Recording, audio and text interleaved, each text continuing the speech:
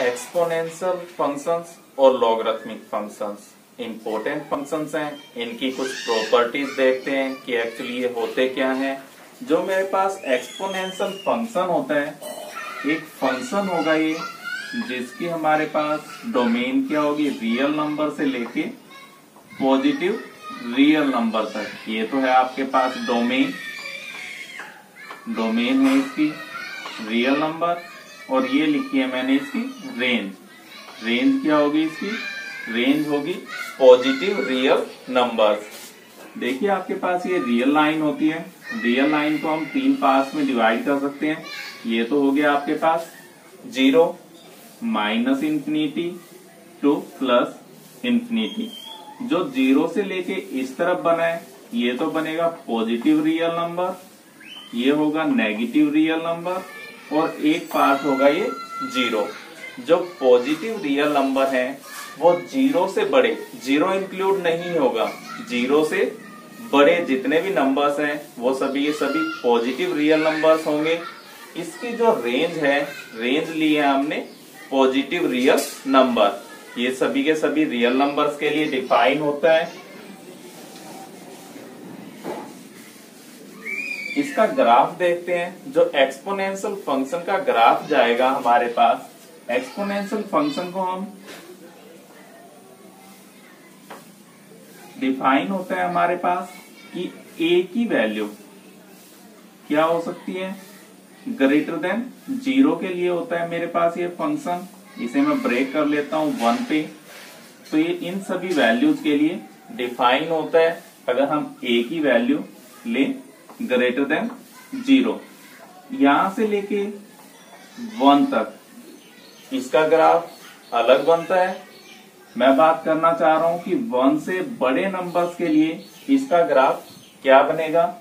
तो मैं यहाँ पे केस लेना चाह रहा हूं कि जिस टाइम मेरे पास a की वैल्यू क्या हो, ग्रेटर देन 1 रहे, उस केस में हमारे पास एक्सपोनेंशियल फंक्शन का ग्राफ कैसा बनेगा।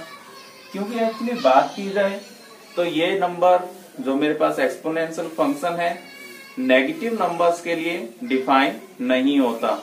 इसे हम डिनोट करते हैं a की पावर x से, एक्सपोनेंशियल फंक्शन है a की पावर x से। ये मेरे पास सिर्फ a की वैल्यू ग्रेटर देन 0 के लिए डिफाइन होता है। अगर नेगेटिव नंबर्स हैं a की वैल्यू तो डिफाइन नहीं होगा। क्यों नहीं डिफाइन होगा नेगेटिव नंबर्स के लिए? मान लीजिए a की वैल्यू अगर मैं -1 लूं, -1 रेज टू पावर x करें, तो ये फंक्शन मेरे पास डिफाइन ही नहीं होगा, क्योंकि -1 रेज टू पावर x क्या है, एक आपके पास डोमेन से पॉइंट होएगा, 1/2 ले लेता हूं मैं, तो ये क्या बन जाएगा आपके पास स्क्वायर रूट -1, और ये क्या बन गया आपके पास इमेजिनरी। तो इसीलिए कहा जा रहा है कि आपके पास जो फंक्शन है रियल वैल्यूड फंक्शन है, और ये डिफाइन होगा जब a की वैल्यू ग्रेटर देन होगी 0 से। लेकिन मैं पर्टिकुलरली बात करना चाह रहा हूं जब a की वैल्यू ग्रेटर देन हो तो ये फंक्शन कैसा बनेगा। इस फंक्शन का ग्राफ आपके पास इस तरह से जाएगा, ये वैल्यू होगी यहाँ पे आपके पास 1, यानी आपके पास यदि मैं कोई भी आपके पास एक्सपोनेंशियल फंक्शन दे रखे है, a की पावर x है, अगर x को रिप्लेस किया जाए, यहाँ पे क्या होती है x की वैल्यू 0, a की पावर 0 की जाए तो इस फंक्शन की वैल्यू क्या आएगी आपके पास, हमेशा 1 आएगी। और ये वाला केस है हमारे पास जब a की वैल्यू क्या हो, ग्रेटर देन 1 हो। जैसे जैसे हम a की वैल्यू को 1 से बढ़ाते जाएंगे तो ये ग्राफ क्या होगा, जैसे मान लीजिए a की वैल्यू 2 है, 2 के लिए ये बना, तो 3 के लिए a की वैल्यू के लिए ग्राफ ऐसे बढ़ता जाएगा, 10 के लिए और नजदीक आ जाएगा, 15 के लिए और नजदीक, 1000 के लिए और नजदीक, इस तरह से ये आपके पास बढ़ता चला जाएगा। सेकेंडली जो आपके पास ये एक्सपोनेंशियल फंक्शन होता है इंक्रीजिंग होता है, इंक्रीज कर रहा होता है जैसे जैसे आप x की वैल्यूज को बढ़ाते जाओगे। देखिए मैंने क्या किया, x की वैल्यू यहाँ पे ली तो y की वैल्यू क्या आ रही है, ये आ रही है, फिर उससे बड़ा नंबर लिया तो ये आपके पास y की वैल्यू भी क्या है, बढ़ती जा रही है। यहाँ पे देखिए अगर x की वैल्यू मैं क्या ले रहा हूँ 0, तो 1 बनी है y की वैल्यू, इतना डिस्टेंस है। अगर x की वैल्यू मैं 2 लेता हूं तो ये क्या हो जाएगा, इतना हो जाएगा। तो ये आपके पास फंक्शन क्या है, इंक्रीजिंग है, इंक्रीज होता जा रहा है। जैसे जैसे x की वैल्यू बढ़ाएंगे फंक्शन की वैल्यू भी आपके पास इंक्रीज होती जाएगी। इसके अलावा जो मेरे पास ये एक्सपोनेंशियल फंक्शन होता है बाइजेक्टिव होगा। बाइजेक्टिव का मतलब क्या है, ये 1 1 भी होगा और ऑन टू भी होगा। ऑन टू किस लिए होगा, ऑन टू तो आपके पास ये इसलिए है क्योंकि मैंने ये कहां तक लिया, रेंज तक लिया है। रेंज और कोडोमेन दोनों ही आपके पास सेम हो गए क्योंकि मैंने ये फंक्शन लिया ही रेंज तक है। ऑन टू तो बन गया। अब हमें पता है कि कोई भी फंक्शन 1 1 होगा यदि उस फंक्शन पे हम कोई भी लाइनें खींचें जो हॉरिजॉन्टल हैं, यानी एक्स एक्सिस के पैरेलल है। कोई भी लाइन खींच लीजिए आप जो भी एक्स एक्सिस के पैरेलल जा रही है, तो वो सिर्फ इस ग्राफ को एक ही पॉइंट पे कट करेगी। एक ही पॉइंट पे कट कर रही है तो ये फंक्शन क्या बनेगा, 1 1 ऑन टू, यानी बाइजेक्टिव बन जाएगा। और चैप्टर 1 में हमने पढ़ा था कि कोई भी फंक्शन बाइजेक्टिव है तो उस फंक्शन का क्या होता है, इनवर्स एग्जिस्ट करता है हमारे पास। इसके अलावा अगर इन पर्टिकुलरली बात की जाए, हमें चाहिए यहाँ पे e की पावर x एक्सपोनेंशियल फंक्शन। ये इसका एक पर्टिकुलर केस है। e की वैल्यू जो हमारे पास होती है 2.718 अप टू सोन गई हुई होती है। और जो e होता है हमारे पास एक इरेशनल नंबर होता है। जैसे आपने पढ़ा है कि पाई आपके पास एक इरेशनल नंबर होता है, तो e भी आपके पास एक इरेशनल नंबर होता है। जो हमारे पास एक्सपोनेंशियल फंक्शंस का डेरिवेटिव होगा d/dx ऑफ a की power x is equal to होगा a की power x log of a। अगर इन पर्टिकुलरली बात की जाए कि e की पावर x का डेरिवेटिव क्या होगा, e की पावर x का डेरिवेटिव जो हमारे पास होगा वो e की पावर x रहता है। नेक्स्ट हम बात करते हैं कि लॉगरिथमिक फंक्शन। लॉगरिथमिक फंक्शंस क्या होते हैं, फंक्शंस होंगे f, इसकी जो आपके पास डोमेन होगी पॉजिटिव रियल नंबर से लेके रेंज बनेगी, रियल नंबर बनेगी। ये इसकी क्या है, डोमेन है। डोमेन क्या होंगे, सिर्फ पॉजिटिव रियल नंबर होंगे। और इसकी रेंज क्या बनेगी, सभी के सभी रियल नंबर्स इसकी रेंज बनेगी। अगर इसके ग्राफ के बारे में बात की जाए तो इसका ग्राफ कुछ इस तरह से जाएगा। और आपके पास यहाँ पे ये वैल्यू होती है 1। इसका ग्राफ आपके पास इस फॉर्म का होके जाएगा। यहाँ से देखते हैं कि मेरे पास जो लॉगरिथमिक फंक्शंस हैं, लॉगरिथमिक फंक्शंस के बारे में इसे डिनोट किया जाता है log x से, और इसका यहाँ पे लिखा जाता है बेस। इसे हम बेस बोलते हैं। तो ये होगा हमारे पास एक है बेस, इसके नीचे की तरफ लिखा गया है ये बेस यहाँ पे।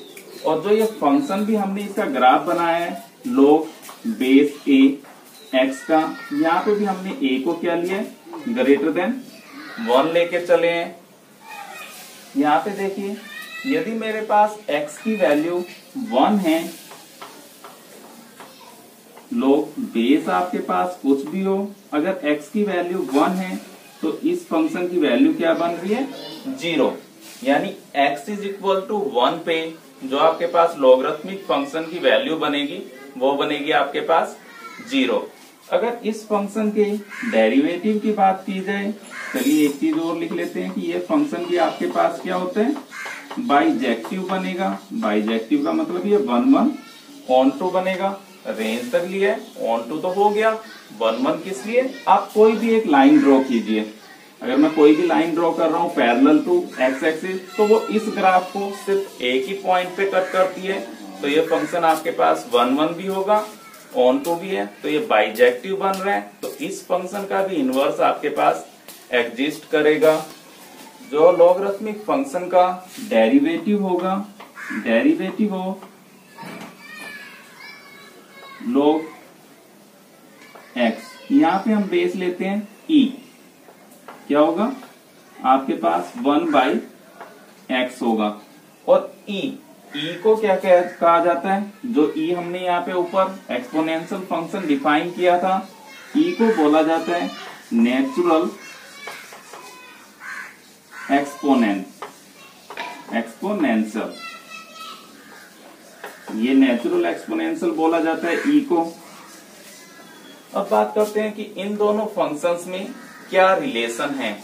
यदि मैं इन फंक्शंस का ग्राफ ड्रॉ करूं तो ये ग्राफ मेरे पास इस तरह से होके जाएगा, और जो मेरे पास log x का ग्राफ होगा वो इस तरह से जाएगा। ये ग्राफ है a⁻⁴ x का, और ये ग्राफ है log ऑफ x का। दोनों के दोनों में ही केस लिया गया है हमारे पास कि a की वैल्यू क्या है, ग्रेटर देन 1 है। अगर मैं यहां से एक लाइन खींचूं y is equal to x axis, y is equal to x axis आपके पास ये लाइन होगी। ये लाइन यहाँ पे एक मिरर का काम कर रही है। यदि इसकी मैं मिरर इमेज देखूं तो ये एक्सपोनेंशियल फंक्शन बनेगा, और एक्सपोनेंशियल फंक्शन की मिरर इमेज देखी जाए तो लॉगरिथमिक फंक्शन बनेगा। कहने का मतलब ये है, अगर मान लीजिए y is equal to x axis आपके पास एक मिरर है, इस मिरर के अंदर इसकी इमेज देखी जाए तो इमेज क्या बनेगी आपके पास, एक्सपोनेंशियल। और एक्सपोनेंशियल की इमेज इस मिरर में क्या दिखाई देगी, हमें लॉगरिथमिक फंक्शन दिखाई देगी। तो ये दोनों के दोनों आपस में क्या रिलेशन है इनमें, कि दोनों के दोनों एक दूसरे के इनवर्स हैं। a⁻x and log of base यहाँ पे a ले रहे हैं x is inverse of each other.